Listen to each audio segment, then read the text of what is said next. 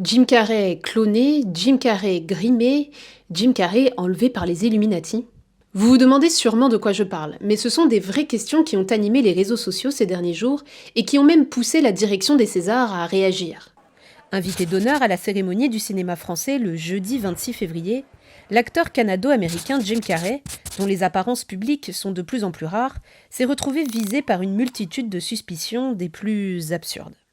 Mais à vrai dire, de quoi parle-t-on ? Ça, c'est Jim Carrey il y a quelques années. Et ça, c'est Jim Carrey il y a quelques jours. Et pour beaucoup, cela est la preuve que Jim Carrey n'est pas Jim Carrey. Pas la même forme du visage, pas la même couleur des yeux. Sa manière de parler est même passée au crible pour prouver la supposée supercherie. Pour certains, cette prise de parole d'il y a 10 ans dans le talk show de Jimmy Kimmel, où l'acteur se moque des Illuminati, a forcément provoqué sa disparition. Pour d'autres, il a été remplacé lors de la cérémonie par le télévangéliste américain Kenneth Copeland.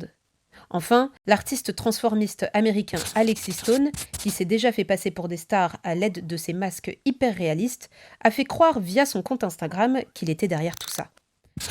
Bon, depuis, le délégué général des Césars, Grégory Collier, ainsi que l'attaché de presse de l'acteur, ont bien certifié qu'il s'agissait du vrai Jim Carrey. Mais au-delà de ça, cette affaire est un cas d'école de propagation d'une fake news aussi loufoque soit-elle, notamment parce qu'elle repose sur un procédé rhétorique tenace, l'inversion de la charge de la preuve. La Terre n'est pas plate ? Prouve-le. Les licornes ne sont pas réelles ? Prouve-le. Jim Carrey n'a pas été tué et enlevé par les Illuminati ? Prouve-le. Et comme cela est parfois impossible, ou prend du temps, comme ça a été le cas pour les scientifiques qui ont analysé l'ADN de l'eau du Loch Ness pour prouver l'inexistence d'un supposé monstre, eh bien les fantasmes en attendant se multiplient, à des échelles démesurées.